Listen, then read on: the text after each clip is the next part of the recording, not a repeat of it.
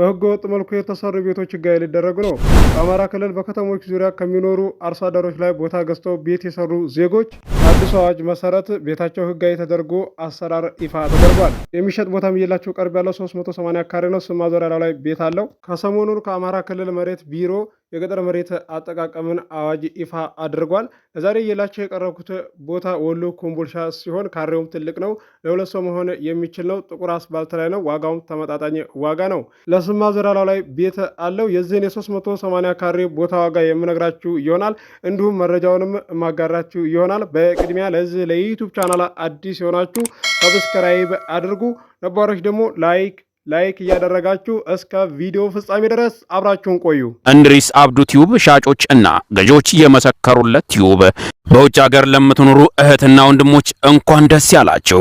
በአሜሪካና በአውሮፓ በሳውዲና በዱባይ በኩዌትና በቤሩት የምትኖሩ በየትኛውም የዓለማችን ክፍል ሆናችሁ ቤትና ቦታ መግዛት ከፈለጋችሁ እኛ አለንላችሁ።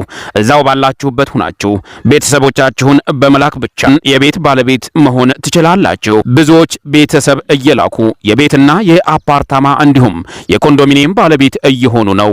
እንድሪስ አብዱ ቲዩብ ሻጮች እና ገዢዎች የመሰከሩለት ቲዩብ የምንሰጣቸው አገልግሎቶች በወሎ ዙሪያ ደሴና ሐይቅ፣ ወሎና ኮምቦልቻ እንዲሁም ከሚሴና ሀርቡ ህጋዊ የንግድና መኖሪያን ያካተተ አፓርትመንትና ኮንዶሚኒየም መግዛት ለምትፈልጉ በሙሉ በስልክ ቁጥራችን በ0914 25 7198 ወይም በ0966 388249 ሃሎ ይበሉ። አሰላሙ አለይኩም ወራህመቱላሂ ወበረካቱ። ሰላም እንዴት ናችሁ? ውድና እየተከበራችሁ የቻናላችን ቤተሰቦች ሰላም ናችሁ? ከኛ ጋር ሁሉ ሰላም ሁሉ መልካም ነው። የሚሸጥ ቦታ እየላችሁ ቀርብ ያለው ህጋዊ ካርታ ፕላን ያለው ሲሆን አድራሻ ወሎ ኮምቦልቻ ነው። 380 ካሬ ነው። እላው ላይ ቤት አለው። ስም ማዞሪያ ማን ነው። ይሄ ቤቱ እንደዚህ የሚቀየር ነው።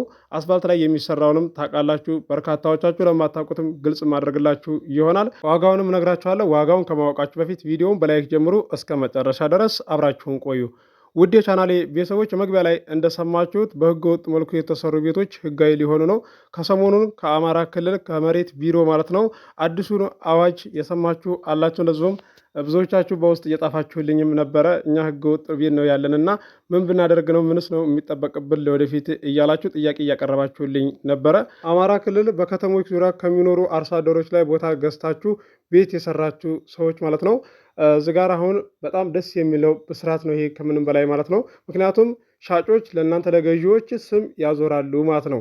እላው ላይ ቤት መስራት ብቻ ነው የሚጠበቅባችሁ፣ ቤት እላው ላይ ያልሰራችሁ። እንዲሁም ደግሞ እላው ላይ ቤት ሰርተን ይኸው መኖር ከጀመር ብዙ ዓመታትን ሆኖናልና 30 ዓመት ሆኖናል ብላችሁ አስባችሁ ይጸድቅልናል ማለት አይደለም ብለው ግልጽ አድርገዋል ማለት ነው። ላዳመጣችሁ ሰዎች ማለት ነው ከልብ ሆናችሁ። ይሄ ማለት ከአሁን በፊት ራሱ እየነገርኳችሁ ነበረ። ህገወጥ ማለት ምን ማለት ነው፣ እንደዚሁም ደግሞ የእርሻ መሬትና ህገወጥ እንደዚህ ብላችሁ የምትጠሩ ሰዎች ግልጽ ላድርግላችሁ ብዬ ከአሁን በፊት ስነግራችሁ ሰምታችሁ ከሆነ የሰማችሁ ሰምታችሁኛል፣ ላልሰማችሁ ደግሞ ላስታወሳችሁ ማለት ነው። እንደዚህ ቦታውን ስትገዙት እንደዚህ የገዛችሁት ሰው ማለት ነው እላው ላይ እንደዚህ አረንጓዴ ደብተር እንደዚህ ይዞታ ከሌለው የማን ነው? የመንግስት ነው፣ ህገወጥ ነው ማለት ነው። ያ ነው ህገወጥ ማለት እያልኩም እያስረዳኋችሁ ነበር ማለት ነው። የእርሻ መሬት እኮ የግብር መሬት ነው፣ አረንጓዴ ደብተር አለው ማለት ነው። መሸጥ መለወጥ እንደማይቻል ነበረ ካሁን በፊትም እየነገርኳችሁ እያስረዳኋችሁ ነበር ያለው ነገር በግልጽ ማለት ነው። የእርሻ መሬት ላይ ነውና ቤቴ እንደዚሁም ቦታ የራሱ የእርሻ መሬት ነው ብላችሁ አትበሳጩ። አብሽሮ ይዟችሁ ያለ ነገር አያስታውቅምና ሊጸድቅም ይችላል። የእርሻ መሬት ነውና አይጸድቅ ማለት አይደለም እያልኩም እየነገርኳችሁ ነበረ የገዛችሁ ሰዎች ማለት ነው።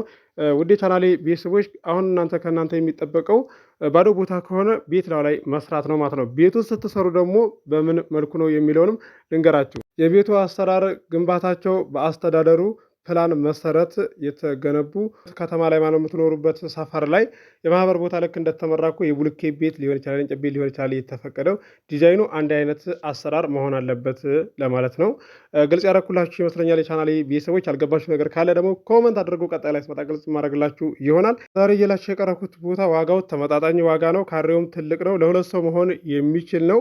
ጥቁር አስፋልት ላይ ነው። አቅርብልን ብላችሁኛል። ዋጋው ቀነስ ያለ ይኸው እየላችሁ ቀርብ ያለው ከእናንተ የሚጠበቀው ገዢ የሆናችሁ ብቻ አስባችሁ ወስናችሁ ቤተሰብ ላኩ፣ አስተናግድላችኋለሁኝ። በነገራችን ላይ ጥቁር አስፋልት ላይ አይደለም ቤት ኖሮት ባዶ ቦታውን ብቻ ይከራያል ማለት ነው። ምክንያቱም ስራ የሚሰሩ ሰዎች ባዶ ቦታውን ተከራይተው እላው ላይ ጠለል አድርገው ስራ ይሰሩበታል ማለት ነው። ብታንስም እንኳ ራሱ ጥቁር አስፋልት ላይ የገዛችሁ ሰዎች ተጠቃሚ ነው የምትሆኑት። እንሽጠው ብላችሁ ብታስቡም ጥሩ ብር ነው የምትሸጡት። እንስራን ብትሉ ደህና ትሰሩበታላችሁ ማለት ነው። አንደኛ ከምንም በላይ ብዙ ብር እንደዚህ ወረት አይጠይቃችሁም። የተወሰነ ወረት ካላችሁ ሱቅ ከፍታችሁ መስራት ትችሉበታላችሁ። ሲቀጥል ደግሞ ሻይ ቤትም መስራት ትችሉበታላችሁ ማለት ነው። ተጠቃሚ ነው የምትሆኑት። ጥቁር አስፋልት ላይ ለመግዛት ተሳተፉ ነው የምላችሁ። ዋጋው ተመጣጣኝ ዋጋ ነው እንዳልፋችሁ። በርካታዎቻችሁ ወሎ ኮምቦልቻ ላይ ጥቁር አስፋልት ላይ ነው አቅርብ ስትሉኝ የነበረው። ይኸው እየላችሁ ቀርብ ያለው።